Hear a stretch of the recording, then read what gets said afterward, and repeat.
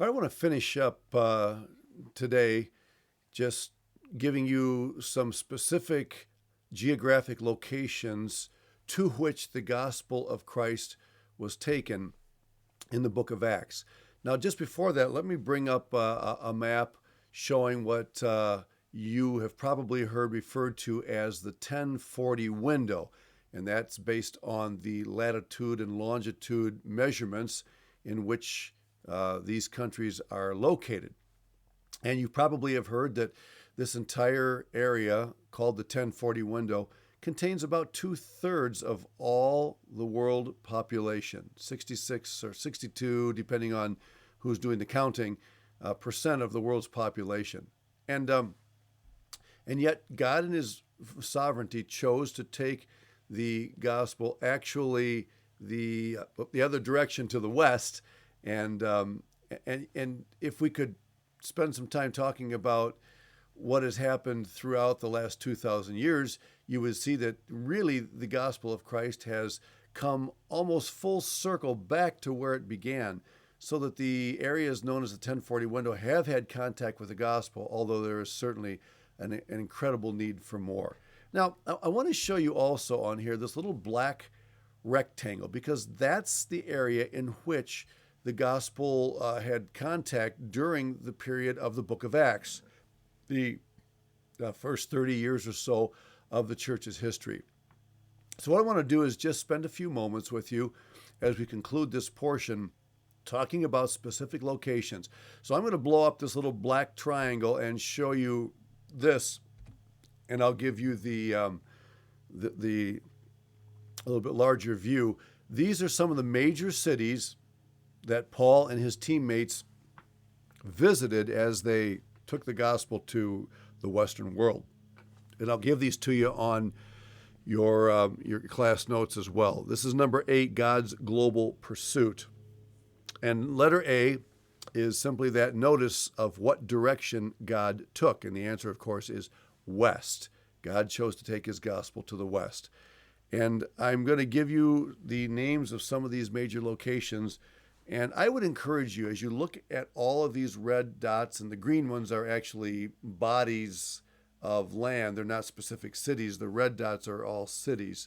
As you look at this, I really want to encourage you to know these locations, and as much as you can, even know the order that Paul visited these locations in the book of Acts. And again, that's not something I'm going to demand for this class, but it's something that would be good for you to know.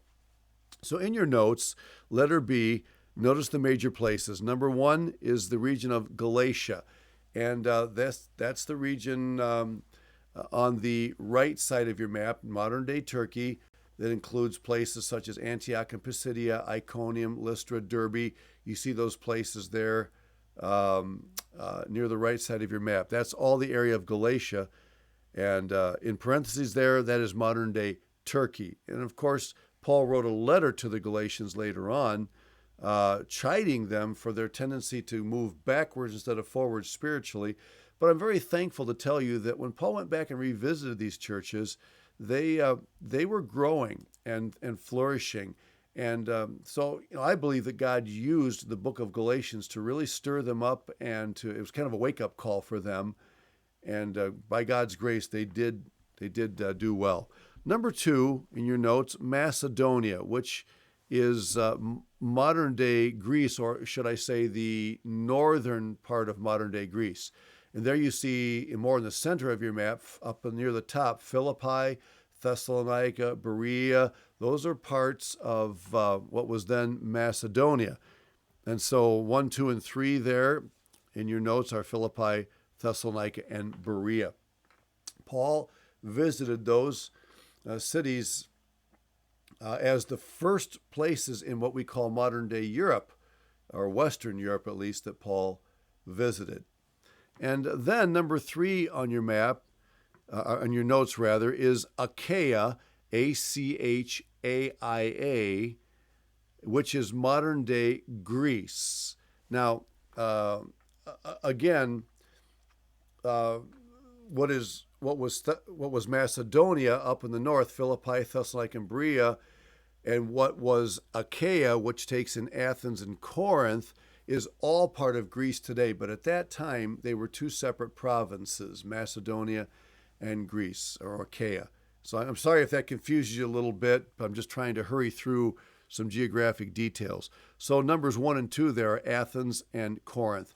And for what it's worth, I just want you to be aware that when you think of Western civilization, the whole Western world today, there are three major cities that are normally associated with modern day Europe. The Western civilization movement. And they are Rome, which is way up in the upper left of your map, and Athens, right in the middle of your map, and surprisingly perhaps, Jerusalem in the lower right of your map. Now, Rome, upper left, is important in Western civilization because of its contribution to politics and the military structure of the Western world. Athens, there in the middle, is known because of its philosophic contribution. And Jerusalem, down in the lower right, because of the spiritual influence that Christianity had in the Roman Empire. And of course, Christianity was born in Jerusalem. And there are a lot of Judeo-Christian characteristics that became part of the Western world. That's a fascinating study, but I just wanted you to be aware of that. All right.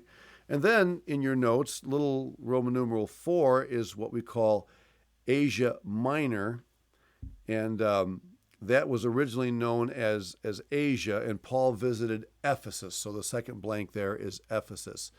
And you see Ephesus right in the middle, slightly to the right there. Ephesus is where Paul spent almost all of his second missionary journey.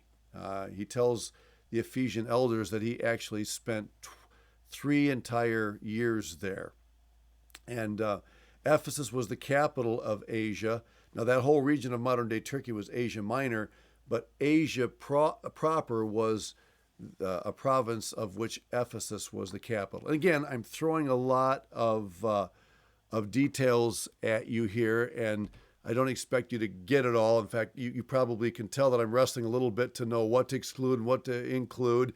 I'm just trying, again, to whet your appetite for further studies in the missionary journeys of Paul and a familiarity with these cities in this part of the world. It's very important in understanding the church's beginnings. And then in your notes, the final point there, Roman numeral 5, is Rome. And as I mentioned, Rome had a tremendous influence in Western civilization as it deals with the political world. And I should mention that Athens also did. When you look at Athens there in the middle, I mentioned that it had philosophic influence in the Western world, but it also had political influence. You may be familiar with the Athenian democracy that existed several hundred years even before the church began. And so, we don't want to dismiss Athens even when we're talking about the political impact of these cities. So, again, I encourage you strongly to take time to study the missionary journeys of Paul, get to know these cities. Just a reminder that when the biblical writers wrote their books, they expected their readers to have some basic familiarity with these locations.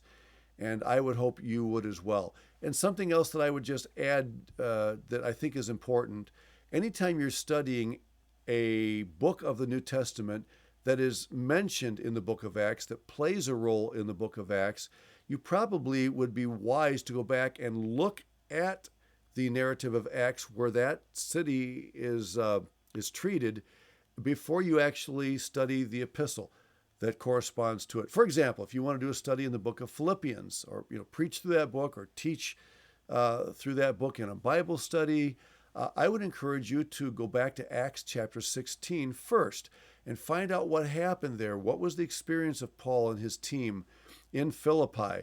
And that will enrich your study of the book of Philippians as you encounter that. If you're going to do Corinthians, same thing. Go back to Acts 18 and study what happened in Corinth, and that will help you to understand better what Paul says in 1st and 2nd Corinthians.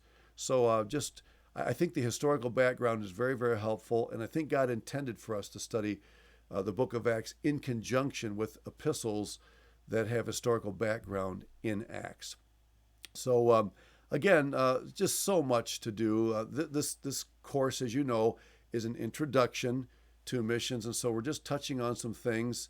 And I hope that this will get you excited about the prospects of studying this more fully, and that God will give you a sense of great appreciation for that which He did in launching this great missionary work, which of course eventually arrived at our doorstep all the way around the other side of the world.